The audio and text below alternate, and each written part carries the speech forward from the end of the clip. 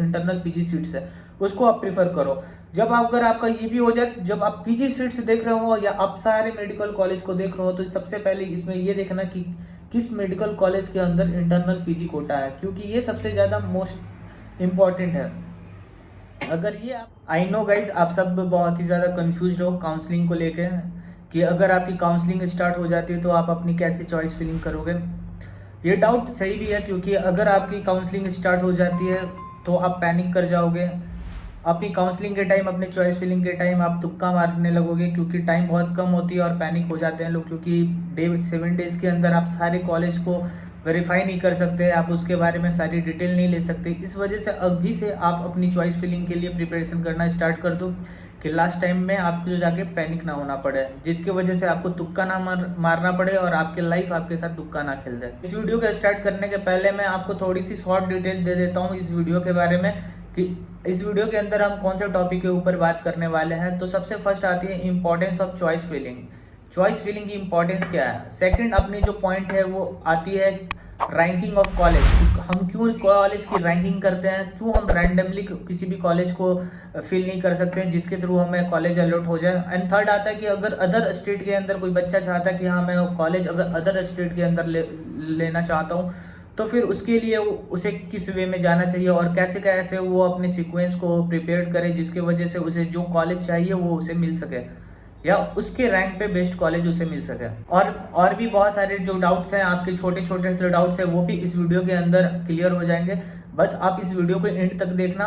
और मैं आपसे रिक्वेस्ट करता हूं कि आप ये मत समझो कि आप इस वीडियो को देख रहे हो, आप ये समझो कि आप मेरे जगह पे हो और आप किसी और पर्सन को समझाने के लिए बैठे हो, जिसके थ्रू आप कनेक्ट कर पाओगे मुझसे और आपको समझ में आएगी कि रियलिटी ऑफ चॉइस फिलिंग क्या है। बहुत ही ज़्यादा कॉम्प्लेक्स चीज़ नहीं है, बहुत ही सिंपल चीज़ है। बस ये बात है कि आपको स्टेप वाइज अपने पाथ को पकड़ना होगा, जिसके वजह से आपको चॉइस फिलिंग में भी हेल्प मिलेगी और अपने कॉलेज सेलेक्ट करने में भी हेल्प मिलेगी। आपको जो कॉलेज आपको चाहिए, जो आपकी, ऐसा नहीं होना चाहिए कि हाँ हमने चॉइस फिलिंग कुछ भी कर दिया जिसके वजह से हमें एक बेस्ट अच्छी कॉलेज, जो अच्छी कॉलेज थे वो हमें मिल सकती थी, बट हमारे चॉइस फिलिंग की वजह से हमें ऐसी कॉलेज कोई मिल गई जो कि अनएक्सपेक्टेड था और आपके ही रैंक पे किसी और बच्चे को एक अच्छी कॉलेज मिल गई। चॉइस फिलिंग जो है वो क्यों हमारे लिए इंपॉर्टेंट है। चॉइस फिलिंग के थ्रू हम बता सकते हैं, या हम इसलिए चॉइस फिलिंग करते हैं क्योंकि हम ये बताना चाहते हैं कि हमें कौन सी स्टेट पसंद है या हम कौन से स्टेट को पहले प्रीफर करते हैं। हम क्या गवर्नमेंट मेडिकल कॉलेज को प्रीफर करते हैं या प्राइवेट को प्रीफर करते हैं, या हम किसी अदर कोर्स को प्रीफर करते हैं, बीडीएस, एग्रीकल्चर, ये सारे कोर्सेज अगर हम डालते हैं चॉइस फिलिंग में, तो जो हमारा जो बेस्ड कंप्यूटर बेस्ड टेक्निक होती है जो एनडीए के, उसके थ्रू वो वर्क करता है। तो और आपके रैंक के बेस पे आपके रैंक के बेस पे आपको कॉलेज जो है प्रीफर होती है वो आपको अलॉट करता है। अगर आप चॉइस फिलिंग के अंदर बीडीएस नहीं डालोगे तो भाई आपको बीडीएस नहीं मिलेगा, अगर आपकी रैंक बीडीएस के लिए आती होगी। अगर आप एम्स नहीं डालते हो अपने चॉइस फिलिंग के अंदर तो आपको कोई सी भी एम्स नहीं मिलेगी, अगर आप एलिजिबल भी हो उस रैंक पे एम्स लेने के लिए। तो इसलिए चॉइस फिलिंग की जाती है क्योंकि आप बताना चाहते हो कि हाँ मैं कौन कौन से कोर्सेज के लिए इंटरेस्टेड हूँ या कौन कौन से कॉलेज के लिए इंटरेस्टेड हूँ।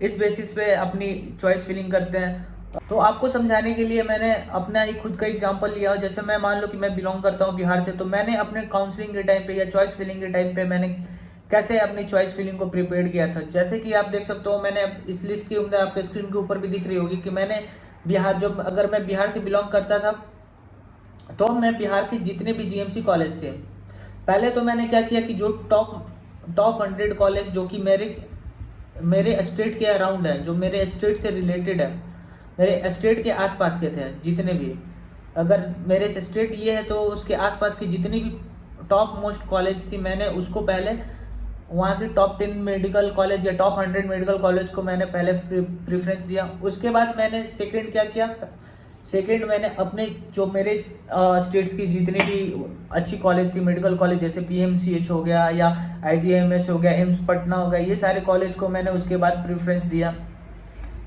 उस कॉलेज के बाद फिर मेरे को लगा कि हाँ मैं अदर स्टेट के अंदर भी सर्वाइव कर सकता हूँ। तो मैंने जो अपने कॉलेज की जो मेरे स्टेट की मेरी लिस्ट 5 की नीचे की जितनी भी 6, 7, 8 जितनी भी कॉलेज थी, उनको मैंने अदर स्टेट के जितने भी 1, 2 और 3 जो 5 टॉप मेडिकल कॉलेज है उसके बाद मैंने सीक्वेंस दिया उनको। मैंने वो पहले अदर जैसे यूपी की जो BHU हो गए, KGMU हो गए, इन कॉलेज को मैंने फर्स्ट सेकंड एंड थर्ड पे रखा। उसके बाद जो मेरे स्टेट के जो कॉलेज थे उसको मैंने फिर रखा। जैसे मैं कि आपको समझाता हूँ और क्लियरिटी से। जैसे कि अगर आप देख रहे हो स्क्रीन के ऊपर, जैसे मेरे मेरे स्टेट के आसपास मैंने किस किस स्टेट्स को लिया था, राजस्थान को लिया था, यूपी को लिया था एंड महाराष्ट्र को लिया था। तो मान लो कि मेरे बिहार के अंदर PMCH सबसे टॉप मोस्ट पे था, उसके बाद एम्स ऑफ पटना आ गया, उसके बाद राजस्थान का SMS, यूपी का BHU, KGMU या JJ मेडिकल कॉलेज महाराष्ट्र का। तो मैंने उसे सीक्वेंस में कैसे बनाया था अपनी सीक्वेंस। मैंने फर्स्ट सीक्वेंस में क्या किया कि मुझे पता था कि जो BHU है एंड KGMU उसके अंदर इंटरनल PG सीट्स थी। इस वजह से मैंने BHU एंड KGMU जो है मेडिकल कॉलेज है उसको मैंने फर्स्ट प्रायोरिटी पे रखा। उसके बाद मैं फिर अपने स्टेट के ऊपर आया जो कि PMCH है, IGMS है और वहाँ की AIIMS Delhi, AIIMS Patna sorry. तो एम्स मेरे एम्स रखने, मैंने एम्स को लास्ट में PMCH और IGMS के बाद इसलिए रखा क्योंकि मुझे पता था कि ये सेंट्रल कॉलेज है जिसकी वजह से मुझे स्टेट की एलिजिबिलिटी नहीं मिलेगी। जो 50% रिजर्वेशन होता है एट टाइम ऑफ PG वो मुझे नहीं मिलेगी। इस वजह से मैंने उसे थर्ड पोजीशन पे रखा। उसके बाद मैं आया राजस्थान एंड JJ कॉलेज, क्योंकि राजस्थान का जो SMS कॉलेज है और जो महाराष्ट्र का JJ कॉलेज है ये भी बहुत ही बेस्ट कॉलेज है। और मुझे ये चूज करने का मेन मकसद ये था ना कि यहाँ पे जो स्टेट के अंदर जो PG की सीट्स है ना वो सबसे ज़्यादा हाई नंबर में थी। इस वजह से मैंने इसे प्रीफर किया अपने काउंसलिंग के टाइम, अपने चॉइस फिलिंग के टाइम कि मैं इसे टॉप मोस्ट पे रखूँ, क्योंकि मुझे पता है कि एट ए टाइम आपको PG करना रहता है, लास्ट जो आपकी गोल रहती है वो PG करना रहता है। इस वजह से मैंने इस चीज़ को पहले प्रीफर किया और उसके थ्रू मैंने अपनी सिक्वेंस बनाई और आप भी इसी अपनी सिक्वेंस बना सकते हैं।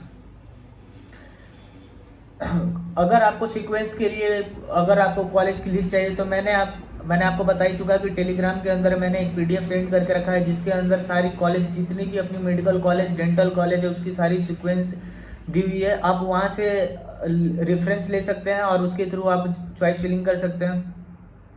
लिंक जो है वो आपको डिस्क्रिप्शन के अंदर मिल जाएगा, तो आप वहाँ से डाउनलोड कर लेना और उसी थ्रू आप अपनी कॉलेज को बनाना।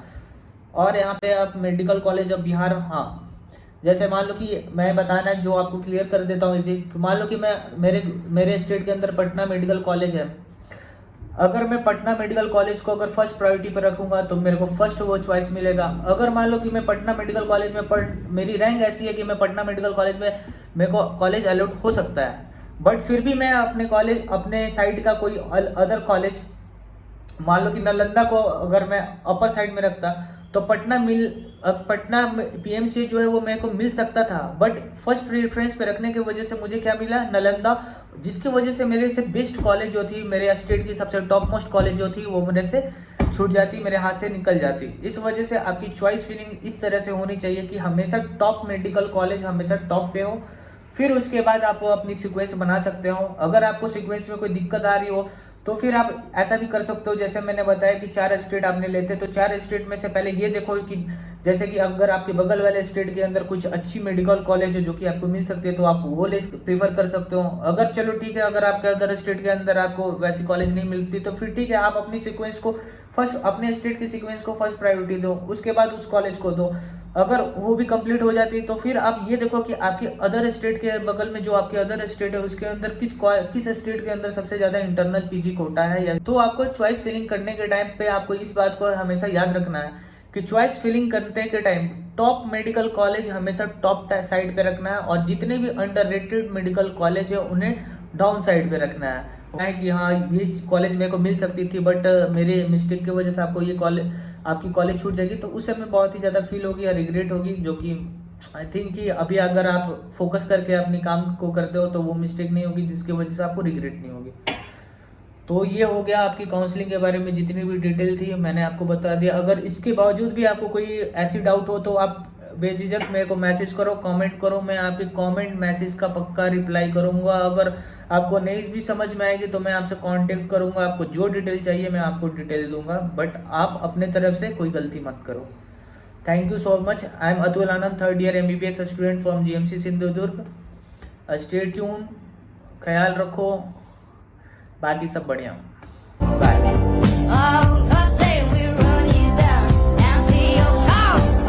Down.